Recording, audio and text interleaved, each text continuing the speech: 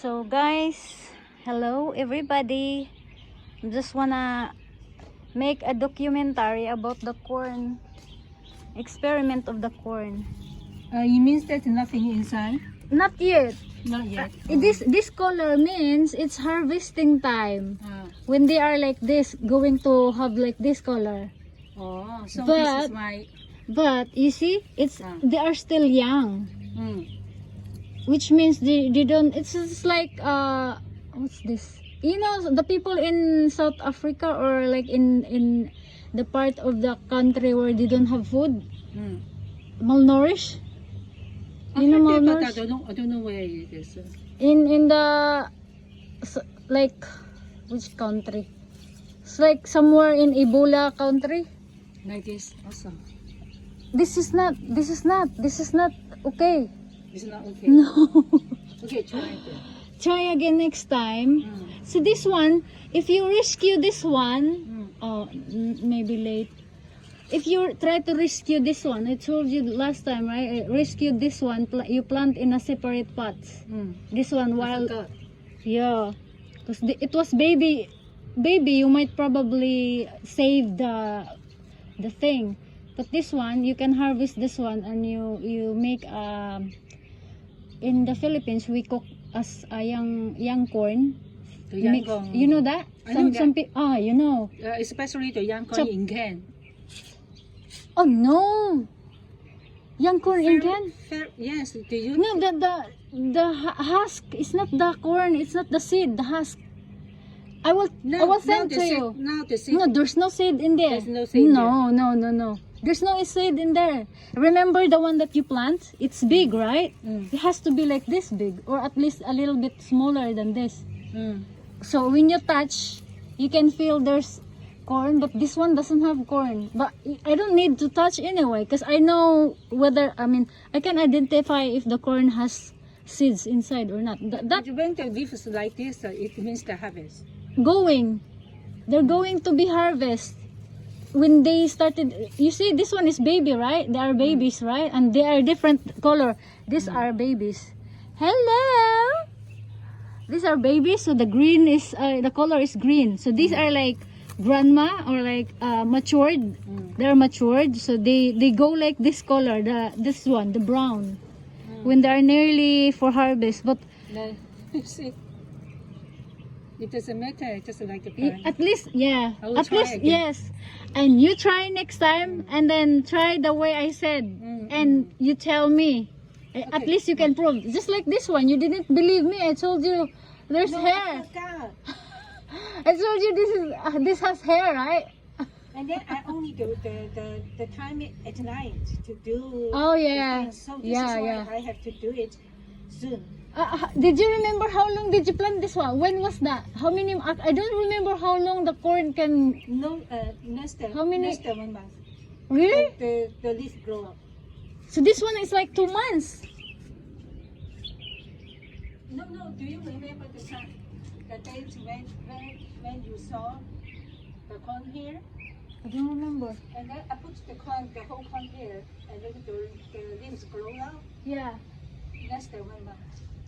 Oh. So a total of 2 months. And we wait for this one. Maybe I will search. Few months. Oh, this one, Auntie, what is that? It's what's the called? Is this Del?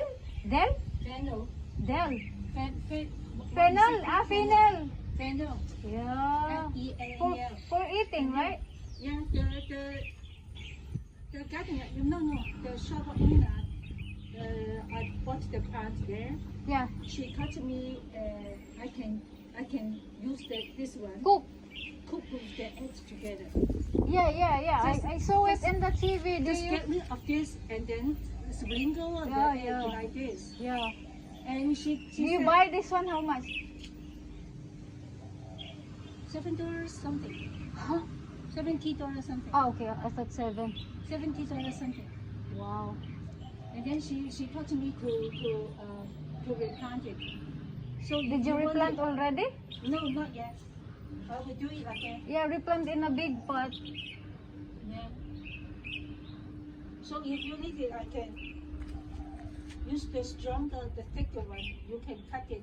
And Yeah. then use it. Yeah, thank you. I will put inside the house. I like it's so cute. I think you will use it always, but I can't. But I will try to learn. I'm learning. And this things, and I let you know that I bought this rock. You Which see one? that rock on inside? The black what? The rock. Rock? The rock, yes. Yeah. Sometimes it rains because the past few weeks rains always. Yeah. No, it's And rainy windy. season this time. And Rainy. windy. So Yeah. this is no space for drying. Yeah. So I bought 2 rocks for inside, and then sometimes it's no space. Ah, enough. for You can- hanging the clothes. some can be moved in. Oh, It okay. can't be moved because it's dirty on the floor. Yeah. So my daughter carry this like this. It's inside. okay. It's here. It's Yeah, okay. so this is why I bought already. I bought 2 rocks over there. Okay. So if I wash here, I can go there for the. Yes, of course, but only one that I haven't installed. I installed it. I will use the long one Okay. like this in between the 2 rocks. Okay. Okay. I'm ready. Okay, bye-bye. Thank you. Minkay, what are you doing there? What are you doing there? So, ayun na nga, ang story po, mga higala, mga friendship, mga madam and sir. Napanood po ni auntie yung napanood, she saw the experiment or the ano ba yan? The corn, yung bottle or yung mismong yung buong corn, gibagdok lang niya.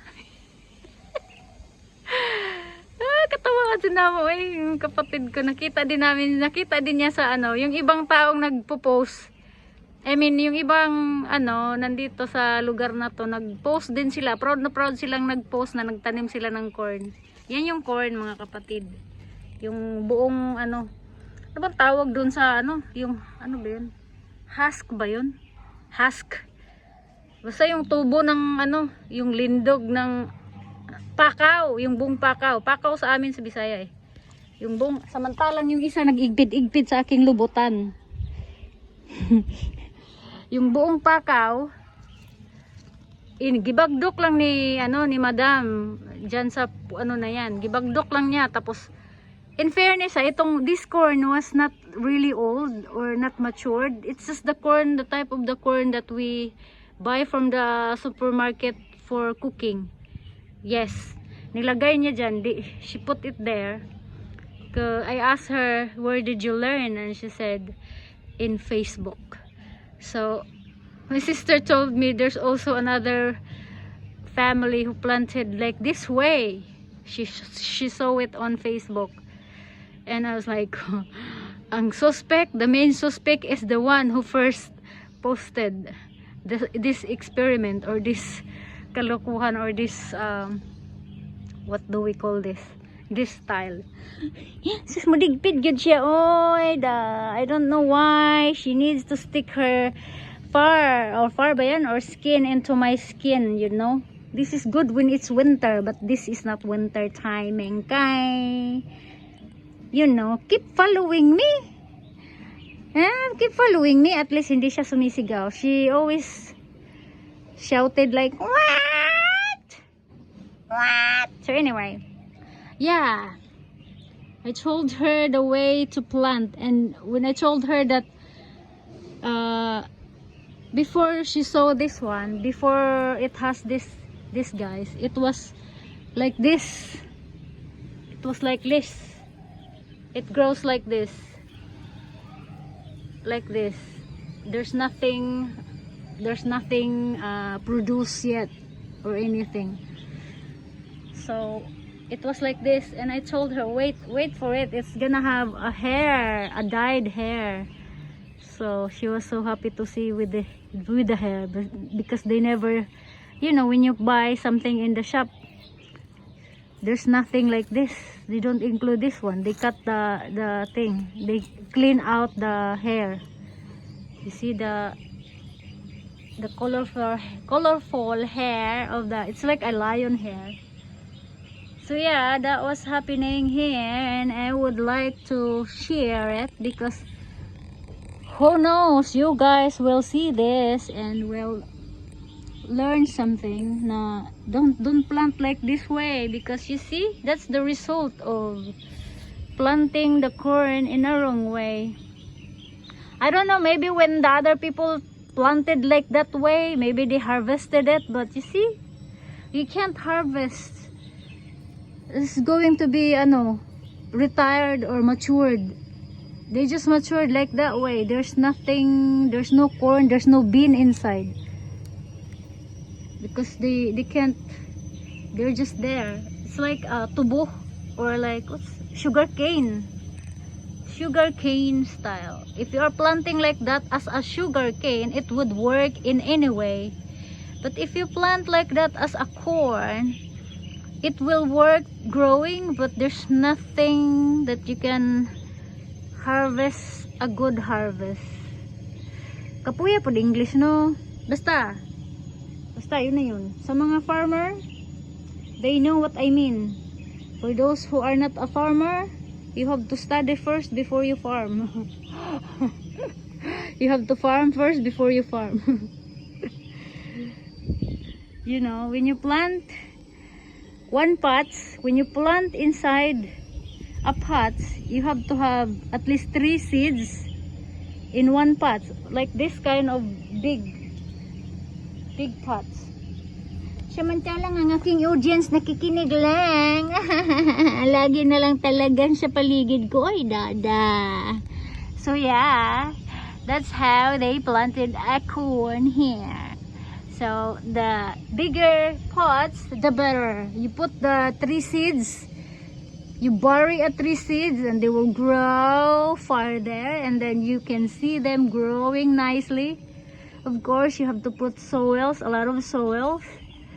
So when they grow, you can harvest a nice corn. It's not like this. You see, bunga yan eh. This is a bunga already, a fruits already, a fruits. But it has to be bigger than this. You see, fruits. This is fruits. This is fruit. This is the biggest of all in this group. But you know, it looks like harvesting time for them, but you can't harvest anything. Thank you. Si auntie po nagko-collect siya ng mga plants. How she collected, she buy.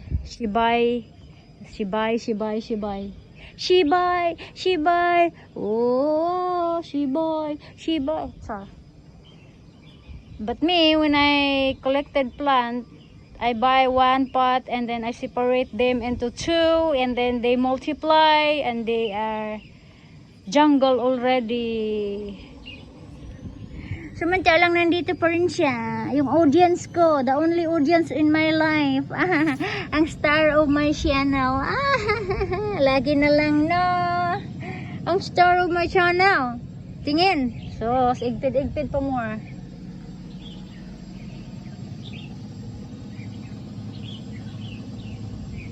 Wait lang, bigla lang. Samog. Di mag-share igpid, hindi taka-focus anong picture bakla.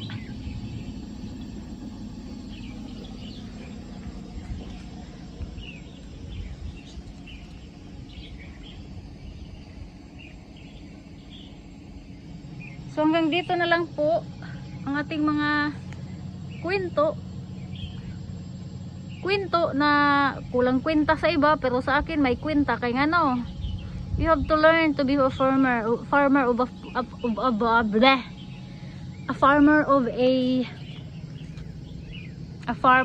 a corn, for you to harvest a nice and good harvest. Okay. Have a good day. Thank you so much. Bless you, everybody. Oh, nandito po rin siya. Palagi na lang talaga. Oh, sa bilahan ko talaga. Bilahan ko na, wag na i-focus kay basig makita nga ako. Langan gid bay, langan. Nalangan kain. Bakla, bakla, bakla, bakla. Tama na to, bay na.